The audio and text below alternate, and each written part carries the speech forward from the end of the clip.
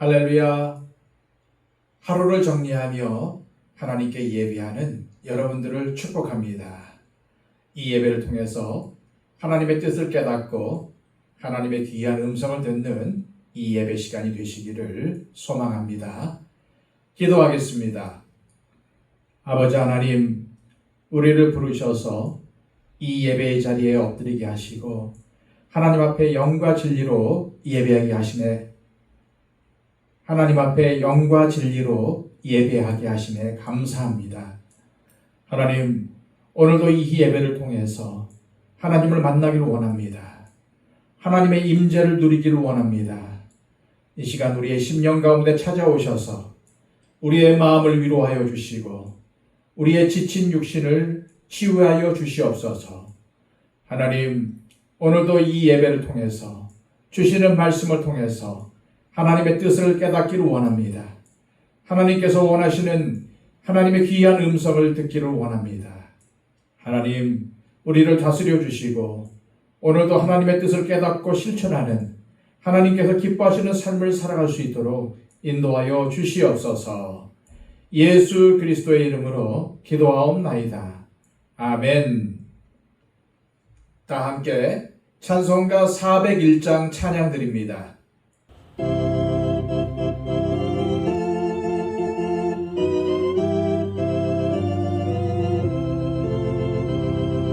주의 곁에 있을 때 마음이 든든하오니 주여 내가 살 동안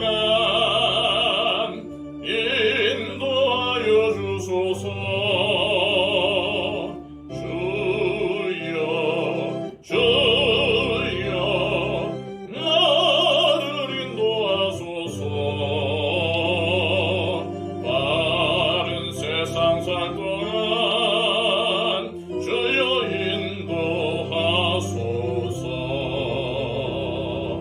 피난처인 예수여,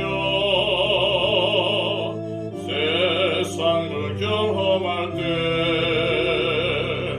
크신 은혜 베푸사 나를 숨겨주소서. 주여 나를 인도하소서. 세상 살 동안 주여 인도하소서. 세상 풍파지난 후 영화로운 나라와 눈물 없는 곳으로 들어가게 하소서.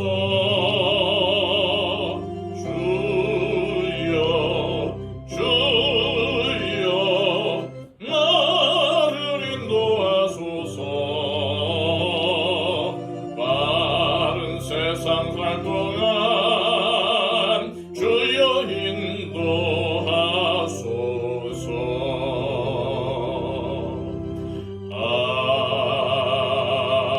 아멘. 찬송 하나 더 부르겠습니다. 찬송가 280장입니다.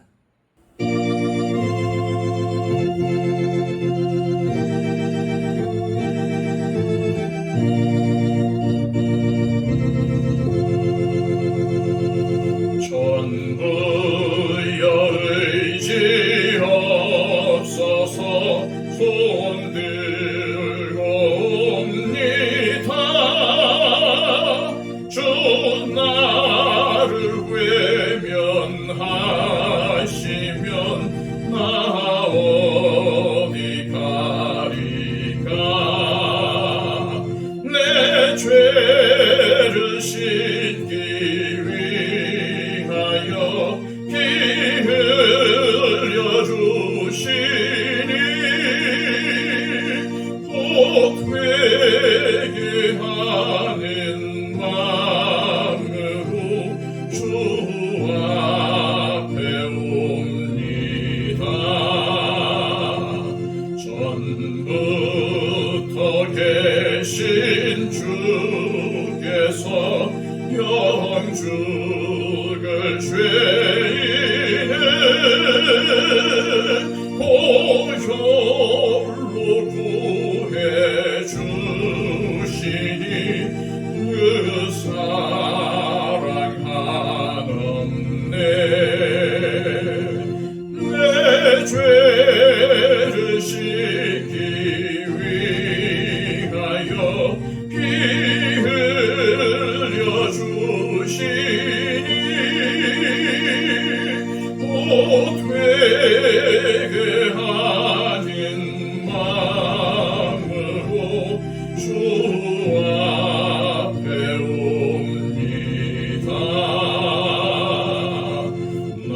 예수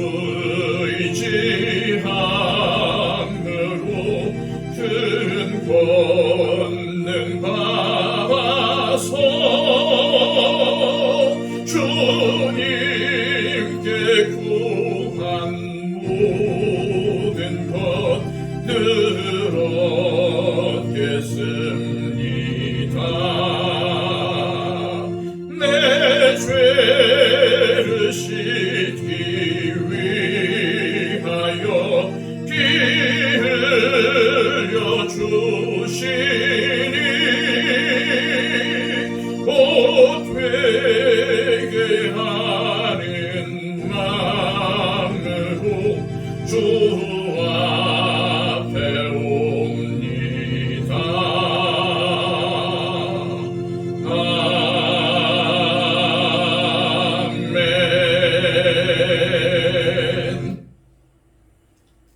이 시간 우리에게 주시는 하나님의 귀한 말씀은 구약성경 사무엘하 12장 1절에서 14절까지의 말씀입니다. 구약성경 479쪽입니다. 여호와께서 나단을 다윗에게 보내시니 그가 다윗에게 가서 그에게 이르되 한 성읍에 두 사람이 있는데 한 사람은 부하고 한 사람은 가난하니 그 부한 사람은 양과 소가 힘이 많으나 가난한 사람은 아무것도 없고 자기가 사서 기르는 작은 암양 새끼 한 마리뿐이라. 그 암양 새끼는 그와 그의 자식과 함께 자라며 그가 먹는 것을 먹으며 그의 잔으로 마시며 그의 품에 누움으로 그에게는 딸처럼 되었거늘 어떤 행인이 그 부자에게 오매 부자가 자기에게 온 행인을 위하여 자기의 양과 소를 아껴 잡지 아니하고 가난한 사람의 양 새끼를 빼앗아다가 자기에게 온 사람을 위하여 잡았나이다 하니 다윗이 그 사람으로 말미암아 노하여 나단에게 이르되 여호와의 살아계심을 두고 맹세하노니 이 일을 행한 그 사람은 마땅히 죽을 자라. 그가 불쌍히 여기지 아니하고 이런 일을 행하였으니 그 양 새끼를 4배나 갚아 주어야 하리라 한지라. 나단이 다윗에게 이르되 당신이 그 사람이라. 이스라엘의 하나님 여호와께서 이와 같이 이르시기를 내가 너를 이스라엘 왕으로 기름 붓기 위하여 너를 사울의 손에서 구원하고 네 주인의 집을 네게 주고 네 주인의 아내들을 네 품에 두고 이스라엘과 유다 족속을 네게 맡겼느니라. 만일 그것이 부족하였을 것 같으면 내가 네게 이것저것을 더 주었으리라. 그러한데 어찌하여 네가 여호와의 말씀을 업신여기고 나 보기에 악을 행하였느냐.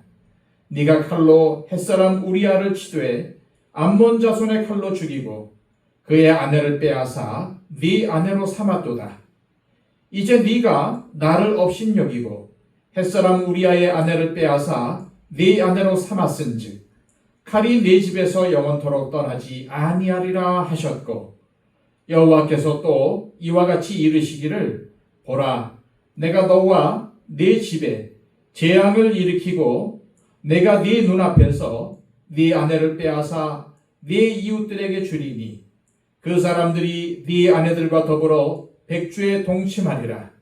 너는 은밀히 행하였으나 나는 온 이스라엘 앞에서 백주에 이 일을 행하리라 하셨나이다 하니 다윗이 나단에게 이르되 내가 여호와께 죄를 범하였노라 하매 나단이 다윗에게 말하되 여호와께서도 당신의 죄를 사하셨나니 당신이 죽지 아니하려니와 일로 말미암아 여호와의 원수가 크게 비방거리를 얻게 하였으니 당신이 낳은 아이가 반드시 죽으리이다 하고 아멘. TV에서 뉴스를 보면은 유명한 사람들이 범죄 행위가 있어 검찰의 조사를 받기 위해 올 때 수많은 기자가 그곳에서 기다리고 있다가 그 사람이 오면 카메라 셔터를 엄청나게 눌러대고 몇 명은 옆에 찰싹 붙어서 인터뷰를 시도합니다. 범죄 사실 여부를 떠나 그때 그 당사자는 얼마나 두렵고 얼마나 당황이 되겠습니까? 뉴스에 자기 얼굴이 대문짝만하게 나오는 동시에 자기가 숨기려고 했던 일이 다 보도되기 때문입니다. 이처럼 자신의 범죄가 드러나는 때도 있지만 드러나지 않아 사람들이 모르는 때도 있습니다. 하지만 사람들이 모른다고 자신이 저지른 범죄가 없어지는 게 아닙니다. 경찰 조사에서도 비행이 드러나서 처벌을 받을 때가 많은데 하나님 앞에서 자기의 죄를 숨긴다는 것이 가능하겠습니까? 그러나 하나님은 우리가 죄를 지을 때마다 우리 죄를 만천하에 들추면서 창피를 주는 분이 아니십니다. 오히려 우리가 회개할 때까지 기다려 주십니다. 우리가 죄를 짓고 하나님께 불순종하고 있는데도 아무 일이 일어나지 않고 있다면 그것은 결코 괜찮은 것이 아닙니다. 하나님이 침묵하시면서 우리를 기다려 주시는 것입니다. 회개하고 돌이키기를 기다리시는 것입니다. 우리에게 기회를 주시는 것입니다. 우리가 이것을 깨닫고 하나님 앞에 진심으로 회개하면 우리를 불쌍히 여기시며 회복시켜 주십니다.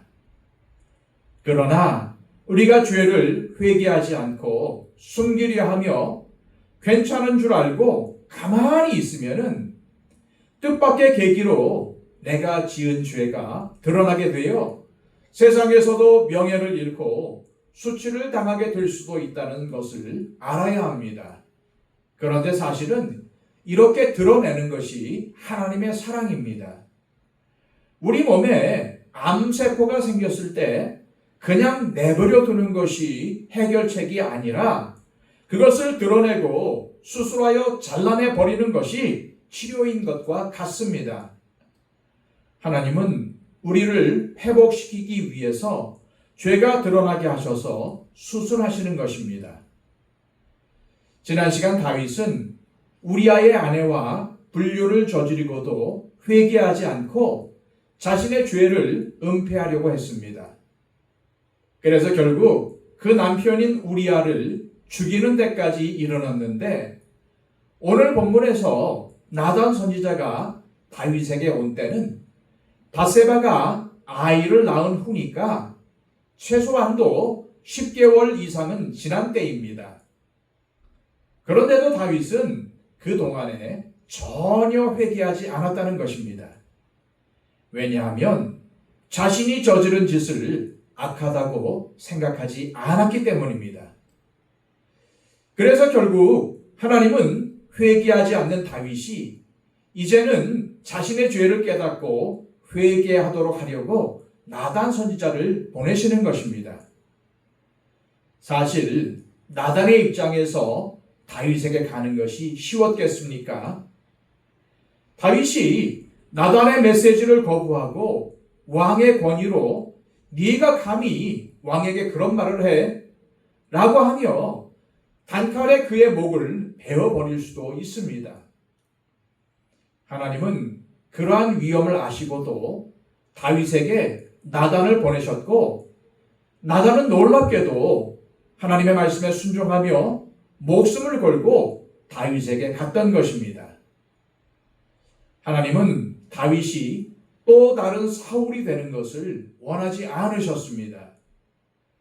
첫 번째 왕이었던 사울은 어땠습니까? 그는 하나님의 말씀을 거역하고 결국 죄악의 길로 가버리고 말았습니다. 전혀 돌이키지 않았습니다. 하나님은 다윗이 사울처럼 되기를 원하시지 않으셨습니다. 그러한 하나님의 마음을 잘 알았기 때문에 나단은 목숨을 걸고 다윗에게 간 것입니다. 때로는 나단처럼 하나님의 말씀에 순종하여 하나님께서 원하시는 일을 한다는 것이 굉장한 위험을 초래할 수도 있습니다. 그런데도 나단은 하나님의 보내심에 순종하여 다윗에게로 갔습니다. 오늘 말씀에 나단이 다윗에게 갔다는 것이 간단히 나와 있지만은 사실 이것은 보통 일이 아니었던 것입니다. 이처럼 하나님은 잠든 영혼을 깨우시기 위해 말씀을 보내십니다. 특히 하나님의 사람을 통해서 말씀하십니다. 하나님은 영적으로 깊이 잠들어 있었던 사사시대에 사무엘을 보내셨습니다. 북이스라엘이 죄에서 벗어나 하나님께 돌이키도록 그 악한 아합과 이세벨의 시대에 엘리야를 보내셨습니다. 죽은 자 같던 남쪽 유다를 깨우시기 위해 이사야나 예레미야 같은 선지자들을 보내셨습니다.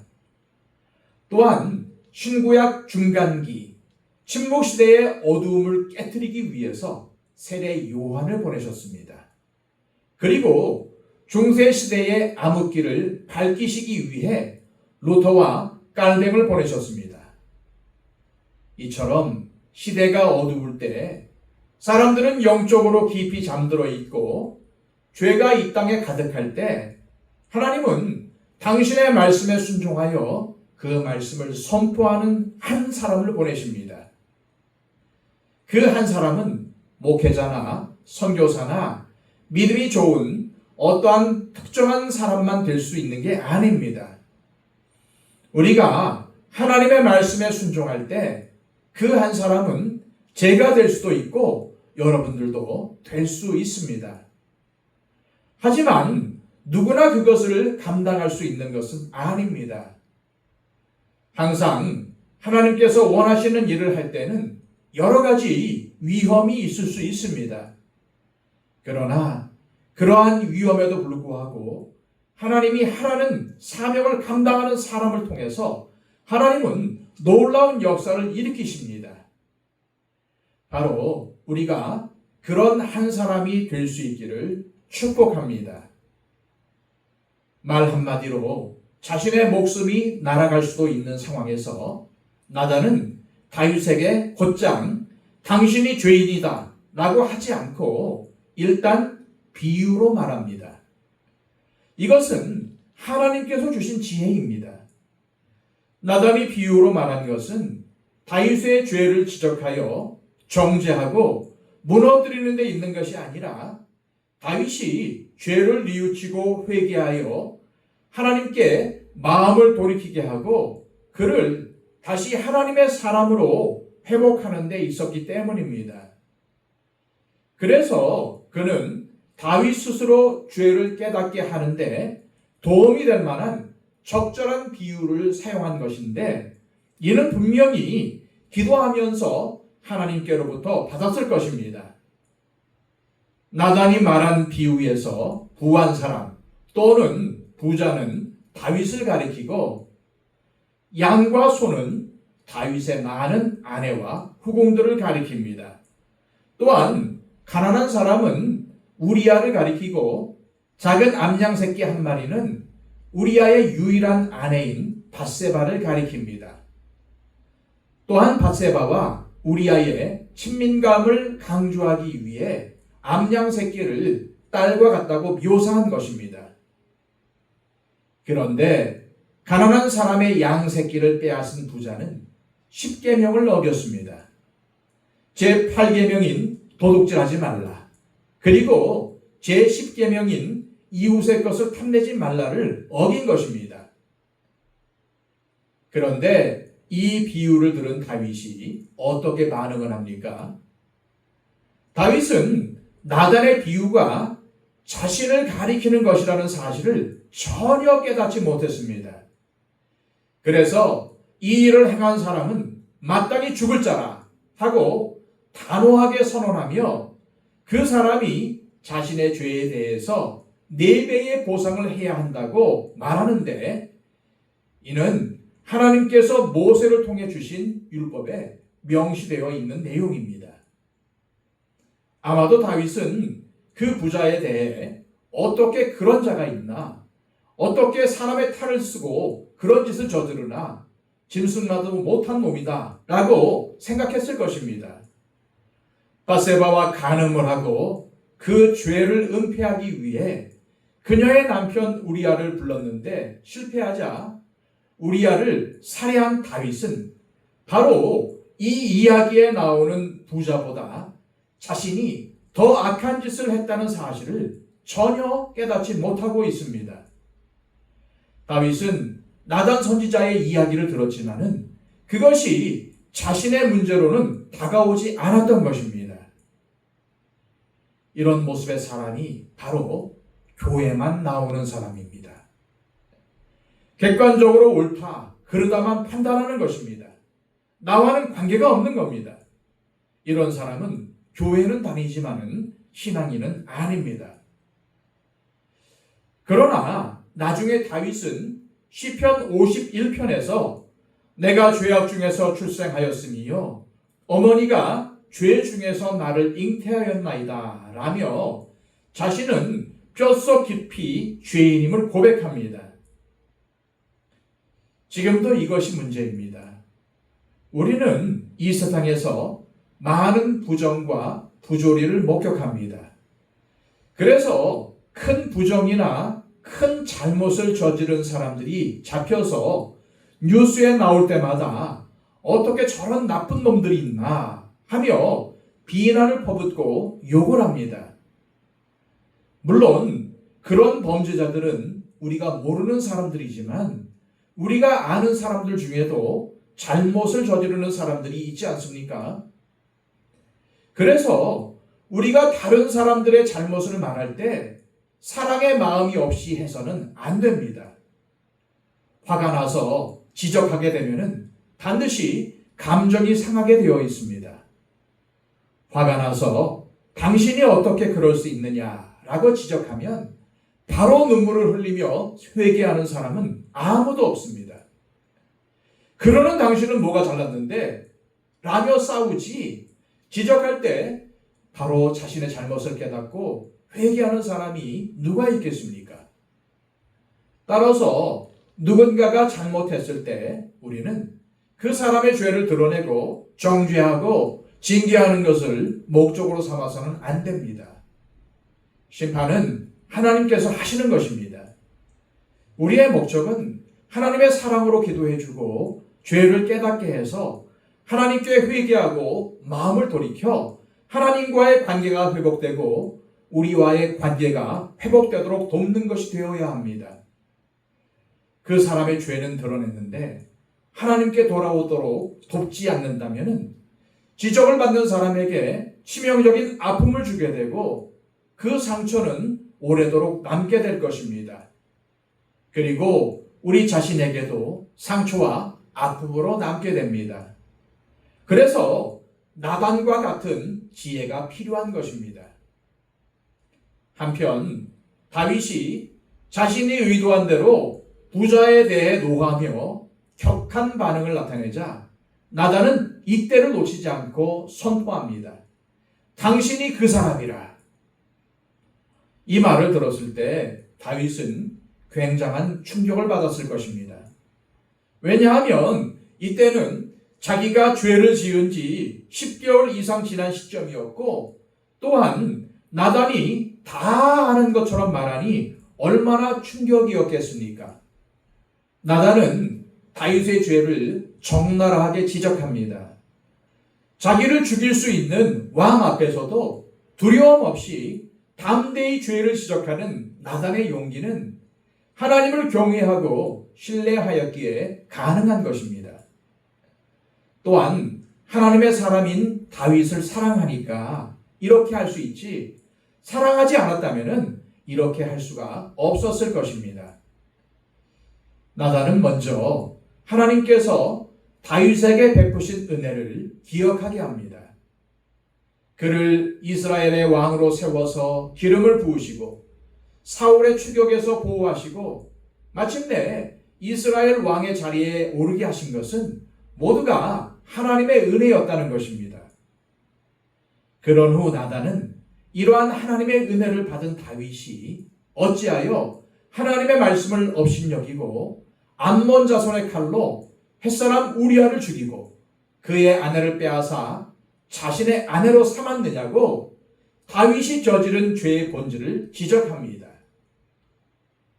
다윗이 저지른 죄의 본질은 단순히 간음죄를 저지르고 살인죄를 저지른 것이 아닙니다. 다윗의 죄의 본질은 여호와의 말씀을 업신여긴 것입니다. 이것은 우리 모두의 죄의 본질입니다. 다윗뿐만 아니라 우리가 죄를 지을 때도 그 죄의 본질은 하나님의 말씀을 업신여기기 때문이라는 것입니다. 그렇지 않으면 죄를 지을 이유가 없습니다. 하나님을 진정으로 경외하는데 무슨 죄를 짓겠습니까? 그러나 하나님을 업신여기니까 죄를 짓는 것입니다. 오늘 본문 10절에서 12절까지의 말씀을 보겠습니다. 이제 네가 나를 업신여기고 햇사람 우리아의 아내를 빼앗아 네 아내로 삼았은즉 칼이 네 집에서 영원토록 떠나지 아니하리라 하셨고 여호와께서 또 이와 같이 이르시기를 보라 내가 너와 네 집에 재앙을 일으키고 내가 네 눈앞에서 네 아내를 빼앗아 네 이웃들에게 주리니 그 사람들이 네 아내들과 더불어 백주에 동침하리라. 너는 은밀히 행하였으나 나는 온 이스라엘 앞에서 백주의 이 일을 행하리라 하셨나이다 하니 하나님은 다윗에게 네가 나를 업신여겼다라고 말씀하셨습니다. 사실 사울이 하나님으로부터 버림받은 원인이 바로 이것입니다. 사울이 하나님의 말씀을 업신여겼기 때문입니다. 하나님의 말씀을 업신여기는 것은 곧 하나님을 업신여기는 것입니다. 이제 나단은 다윗의 죄에 대한 하나님의 심판 계획을 말해줍니다. 앞으로 다윗의 집에 전쟁이 그치지 않을 것이고 다윗의 아내들이 그에 가까운 자에게 성폭력을 당하되 그것도 공개적으로 그렇게 될 것이라고 하십니다. 실제로 압살롬의 반역 때 그 일이 이루어졌습니다. 그렇습니다. 우리가 죄에 빠지는 것은 하나님께서 베풀어 주신 은혜를 잊어버리고 하나님의 말씀을 업신여기기 때문입니다. 업신여긴다는 것은 가볍게 여긴다는 것입니다. 심각하게 여기지 않고 해도 좋고 안 해도 좋은 것으로 여긴다는 뜻입니다. 하나님의 말씀을 지켜야 한다는 것을 압니다. 그러나 지키지는 않습니다. 지키고 싶은 것은 지키고 내 마음에 안 들면 안 지킵니다.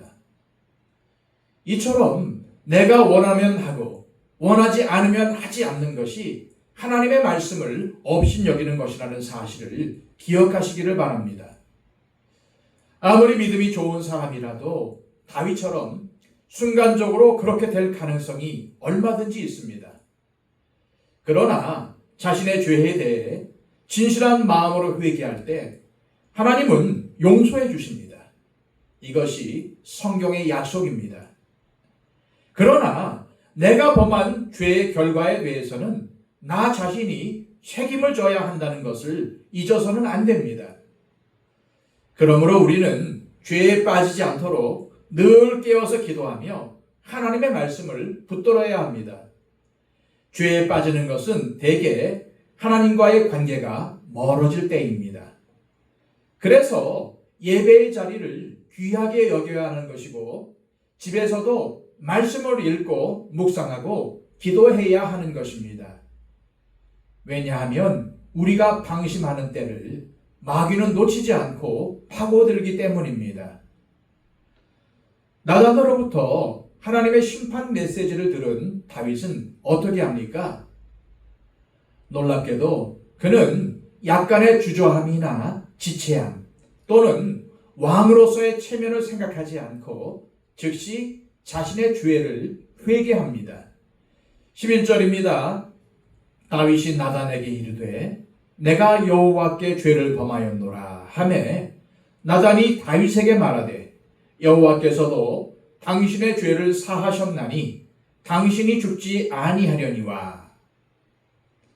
사실 간음과 살인은 사형에 해당하는 죄인데도 하나님께서 살려주신다는 것은 다윗의 회개가 아주 진실했다는 것입니다. 내가 여호와께 죄를 범하였노라. 이 말을 하는 다윗의 심정이 어떠한 것이었는지가 시편 51편을 통해서 잘 나타납니다. 그의 고백은 아무 가식이 없는 진실한 것이었습니다. 믿는 사람이 하나님의 말씀을 업신여기고 죄를 짓는 것처럼 흉한 일은 없습니다. 그러나 믿는 사람의 진실한 회개만큼 아름답고 귀한 것도 없습니다. 사실 다윗이 죄를 범하는 순간 그의 모습은 하나님을 믿는 사람, 하나님의 마음에 맞는 사람이라고 하기 힘들 만큼 악하고 추한 것이었습니다. 그러나 내가 여호와께 죄를 범하였노라 라는 회개 속에서 다윗이 진실로 하나님을 믿는 사람이라는 사실을 확인할 수 있습니다. 참된 그리스도인은 어떤 사람일까요? 참된 그리스도인은 죄를 하나도 안 짓는 사람이 아닙니다. 죄를 안 짓는 사람이 어디 있겠습니까? 우리는 다 죄를 짓습니다. 감옥에 갈 만한 범죄를 안 하는 것이지 하나님께서 싫어하시는 죄는 다 짓습니다.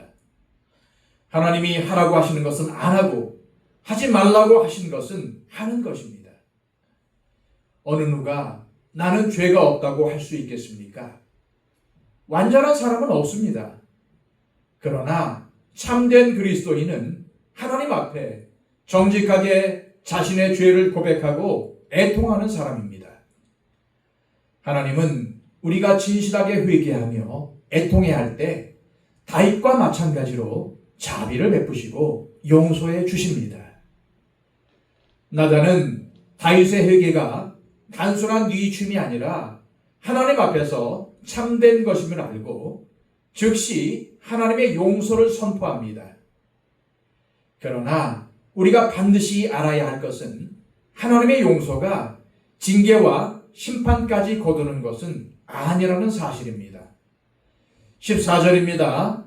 이 일로 말미암아 여호와의 원수가 크게 비방할 거리를 얻게 하였으니 당신이 낳은 아이가 반드시 죽으리이다 하고, 나단은 다윗의 죄에 대한 하나님의 일차적인 징계로 우리아의 아내에게서 태어난 아기가 죽을 것을 선언합니다. 그런데 다윗은 하나님의 징계 때문에 자기가 회개한 것을 취소하거나 후회하지 않았습니다. 회개했는데 왜 하나님은 나쁜 결과를 주시는 것일까요? 하나님께 죄를 지었을 때 회개하면 분명히 용서해 주십니다. 그건 틀림없습니다. 성경의 약속입니다. 그러나 우리가 지은 죄의 결과에 대한 책임은 반드시 우리가 져야 한다는 것입니다. 예를 들어서 몸을 마구 굴리며 마약을 하던 사람이 회개하고 주님을 믿어 새 사람이 되었습니다.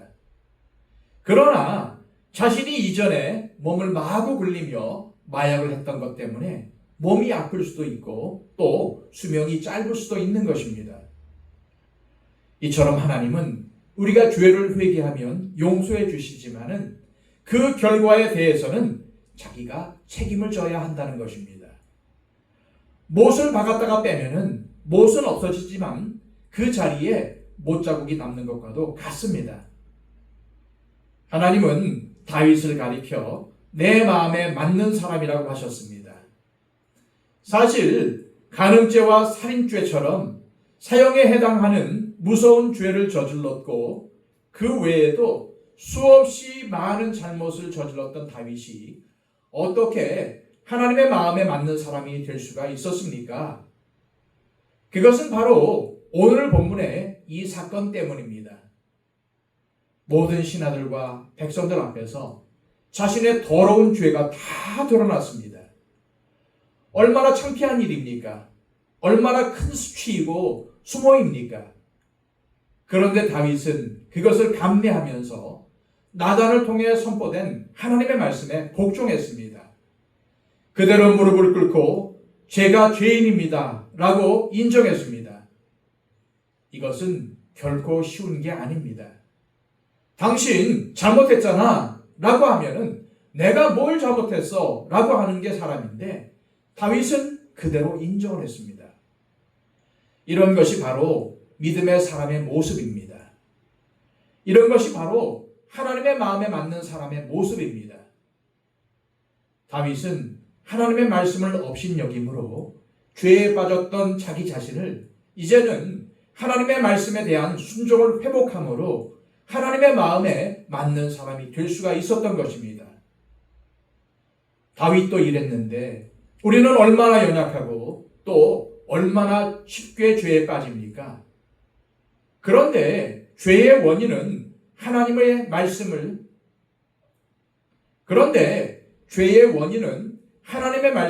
업신여기는 데서 옵니다. 내 일정과 계획에 따라 하나님을 예배할까 말까를 결정할 때 하나님의 말씀을 업신여기는 것이 되는 것입니다. 분명히 이웃을 사랑하라고 하셨는데 나는 다른 사람에게 해를 끼친 적도 없고 다른 사람들의 것을 도둑질하거나 사기친 적도 없어 라고 스스로 만족하며 나는 하나님의 말씀대로 살고 있다고 착각하는 경우가 얼마나 많습니까? 감옥에 갈 만한 나쁜 짓을 저지르는 것도 죄지만 하나님께서 하라고 한 것을 안 하면 그것은 하나님께 죄가 된다는 것을 우리는 알아야 합니다. 우리가 말씀에 순종하는데 선택적으로 순종한다는 것이 우리의 문제입니다.